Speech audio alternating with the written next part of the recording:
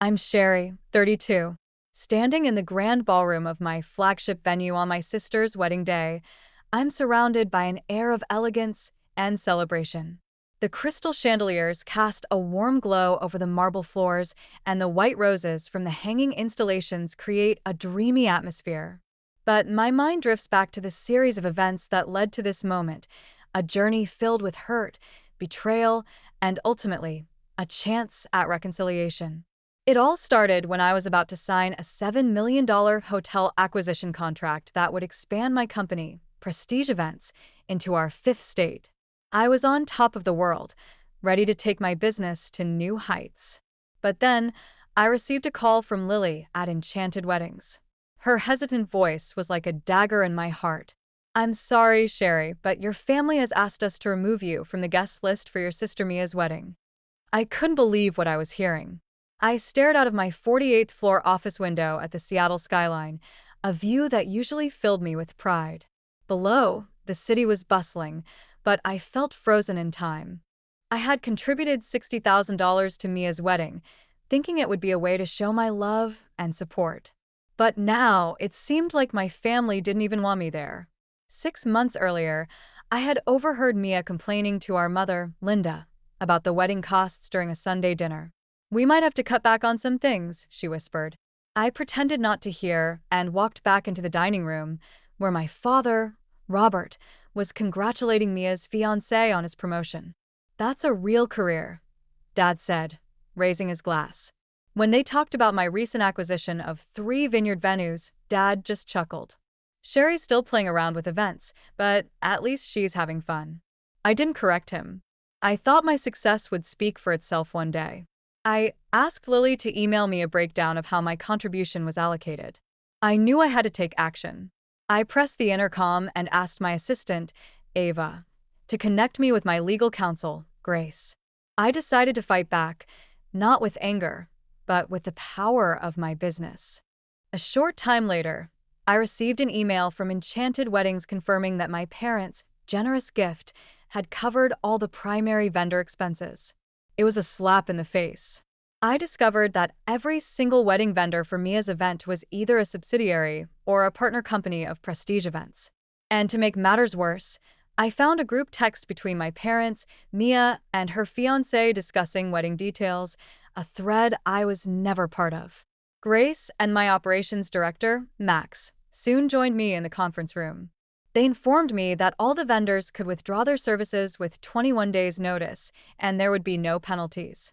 And here's the irony. Enchanted Weddings had become a part of Prestige Events last month, and the wedding venue, Meadowbrook Estate, was registered under one of our subsidiaries. I knew that if I initiated the service withdrawals, it would cause a huge problem for my family. There were only 20 days left until the wedding, and it would be almost impossible for them to find replacement vendors at such short notice. But I also couldn't ignore the fact that I had been treated so poorly. I made the tough decision to begin the coordinated service withdrawals immediately. As the vendors started sending cancellation notices to my family, the phone calls began. Dad's angry voice came through the voicemail. "This has gone too far. If the vendors don't reinstate their services by noon tomorrow, I'll contact my attorney." Mom called too, with her fake concern. "How could you ruin your sister's special day? We raised you better than this." I was bombarded with calls from business associates who had received frantic messages from my parents, painting me as a vindictive and unstable person. I felt like my family was trying to destroy my reputation. One evening, I sat on my living room floor, scrolling through an old family video from Mia's 16th birthday. Mom said in the video, "Sherry planned everything. She's always been good at little parties." Little parties. That same year, I had coordinated a charity gala for 800 people that raised over $2 million. I also found years of emails where my parents had systematically minimized my career. Mia posted a moody photo of her engagement ring on Instagram with a caption about how the people who should love you the most can hurt you the deepest. She didn't name me, but I knew she was talking about me. The next day, my family showed up unannounced at my office. Dad demanded to know what I was doing, and Mom dismissed the whole thing as a silly wedding invitation. I decided to show them the truth. I projected the group text they had created for the wedding planning onto the wall. Their faces turned pale as they saw their own words. Just then, Grace and Max entered with a detailed proposal for an alternative wedding venue, Rosewood Manor. They had arranged for all the replacement vendors, and everything could be ready within the original time frame. Dad was shocked to see that I had a professional team working with me. I presented my terms: Rosewood Manor for one day, with basic services included, and a fee of $185,000 to be paid up front. Dad thought it was outrageous, but I told him it was actually a family discount. Mia then asked to speak with me alone. We met at Cliffside Retreat, my most luxurious property.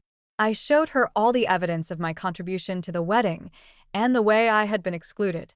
She was in tears and said she didn't know any of it. My parents soon arrived, and I showed them the full extent of my business empire. I told them that I didn't need their permission to be successful, but I needed their respect to be a part of the family. In the end, Mia decided to stand by me. She asked me to be her maid of honor, and I was deeply touched. Dad finally admitted that they had never really seen me for who I was.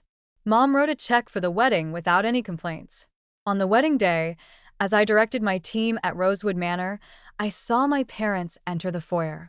Their postures were different, more tentative and respectful. Dad nodded at me, and Mom told me that everything looked stunning. Later, when I stood up to give a toast, I said, "Family is complicated. Legacy is even more so. You don't build empires out of spite. You build them with vision, and then you decide who gets to share the view." The room erupted in applause. As I look back on this journey, I still wonder if true reconciliation comes from forgiveness or from finally being seen for who I really am. But for now, I'm happy that my family has finally started to recognize my worth.